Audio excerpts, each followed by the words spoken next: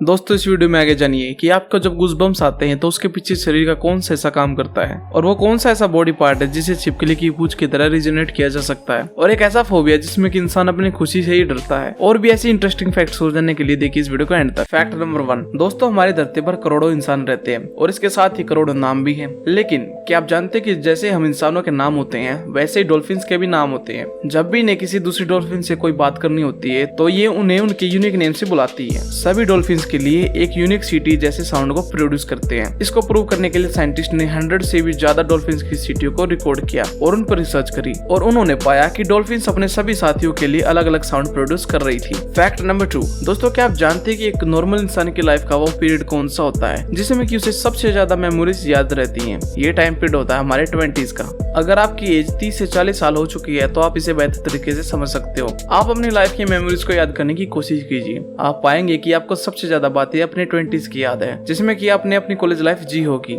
इस psychological concept का नाम है the reminiscence bump. According to psychologist Dan McAdams, एक इंसान की लाइफ में उसकी 20s का टाइम सबसे अहम होता है। इसी टाइम पर एक इंसान अपनी लाइफ को शेप दे सकता है, इसलिए यही वो टाइम होता है जिसकी याद एक इंसान को सबसे ज्यादा याद रहती है। फैक्ट नंबर 3, आप जब भी जॉगिंग करने के लिए जाते हो तो क्या आप सच में जॉगिंग ही करते हो या फिर रनिंग?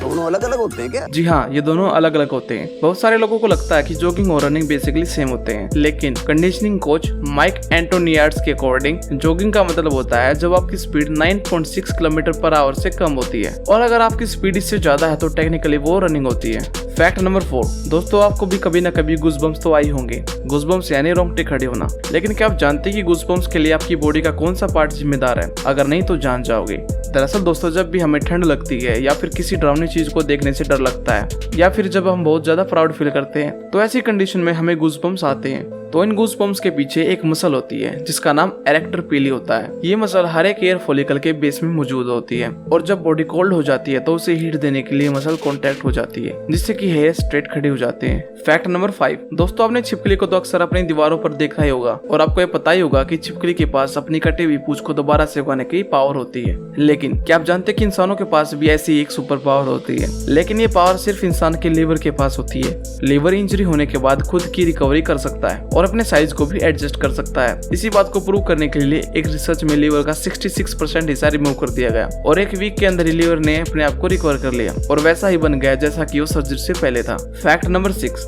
दोस्तों इस दुनिया में सिर्फ 8 से 10% लोग ही ऐसे हैं जिनकी आइज का कलर ब्लू होता है, लेकिन एक रिसर्च में पता चला है कि जितने भी लोगों की आइज का कलर ब्लू होता है वे सभी आपस में रिलेटेड होते हैं और वे सभी एक इंसान की संतानें हैं। कई देशों के ब्लू आइड इंसानों की डीएनए को स्टडी करने के बाद साइंटिस्ट ने पता लगाया है कि इनके डीएनए का सीक्वेंस आपस में मिलता जुलता है और उनका मानना है कि ये ट्रेट एक सिंगल पर्सन के थ्रू इन सब में आए हैं जिनके जीन्स 6 से 10,000 साल पहले म्यूटेट कर गए थे और उसी के बाद से ब्लू आइज का सिलसिला शुरू हुआ। इससे पहले सभी के पास ब्राउन आइज हुआ करती थी। फैक्ट नंबर 7, दोस्तों आपने कई सारे फोबियास के बारे में तो सुना ही होगा जिसमें कि इंसान को किसी पर्टिकुलर चीज से डर लगता है, जैसे कि एग्रोफोबिया। इसमें इंसान को हाइट से डर लगता है, लेकिन क्या आप जानते हैं कि एक ऐसा भी फोबिया है जिसमें इंसान खुश होने से डरता है? जी हाँ, ये सच है। इस फोबिया का नाम है चेरोफोबिया। और जैसे कि किसी को सांपों से डर लगता है, किसी को भूतों से डर लगता है, वैसे इस फोबिया में इंसान को हैप्पी होने से डर लगता है। वैसी सारी चीजों को अवॉइड करने लगता है जिससे कि उसे हैप्पीनेस मिलती है। सच में ये फोबिया बहुत खतरनाक है। फैक्ट नंबर 8, क्या आप जानते हैं कि एक ब्लू व्हेल की हार्ट बीट को आप 3 किलोमीटर दूर खड़े होकर भी सुन सकते हैं? दोस्तों जैसा कि आप सभी जानते हैं कि ब्लू व्हेल इस प्लेनेट की सबसे बड़ी क्रिएचर है। एक ब्लू व्हेल का वेट 150 टन तक होता है और ये 90 फीट लंबी हो सकती है।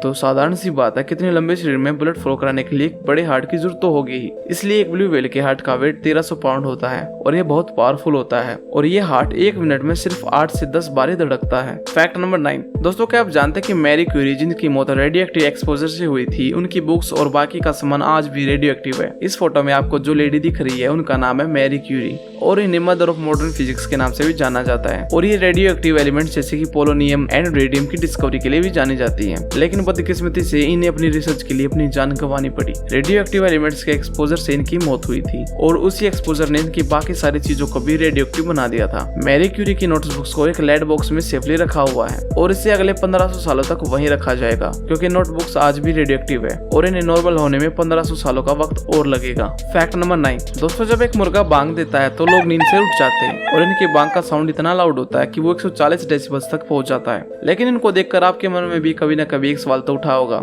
कि इतनी ज्यादा लाउड वॉइस होने के बाद भी इनके कान डैमेज क्यों नहीं होती। दरअसल इन मुर्गों के पास बिल्ट इन ईयर प्लग्स होते हैं। जब भी एक मुर्गा अपनी चोंच को खोलता है तो उसके एक्सटर्नल ऑडिटरी कैनल्स बंद हो जाते हैं, जिससे कि बाहर का कोई भी साउंड अंदर नहीं आ पाता और मुर्गा चाहे कितनी भी तेज बांग दे वो कभी बहरा नहीं होता। Fact number 10। दोस्तों, जब भी जंगल के सबसे खतरनाक शिकारी की बात होती है तो आप सभी के मन में कौन सा जानवर आता है? वो जानवर या तो शेर होगा या फिर चीता। लेकिन आपको जानकर हैरानी होगी कि इनमें से वो कोई भी नहीं है, बल्कि सबसे पहले नंबर पर है अफ्रीकन वाइल्ड डॉग। इन डॉग्स का किल रेट 85% है और शेर का किल रेट सिर्फ 17 से 19% ही है। और हैरानी की बात तो ये है कि शेर से ज्यादा किल रेट तो एक पालतू बिल्ली का होता है जो कि 30% है। दोस्तों, उम्मीद करता हूँ आपको ये वीडियो बहुत पसंद आई होगी। अगर आप चैनल पर पहली बार आए हैं तो इस वीडियो को लाइक करके इस चैनल को सब्सक्राइब जरूर करिएगा ताकि आप आगे भी ऐसी वीडियोस को देख पाएं।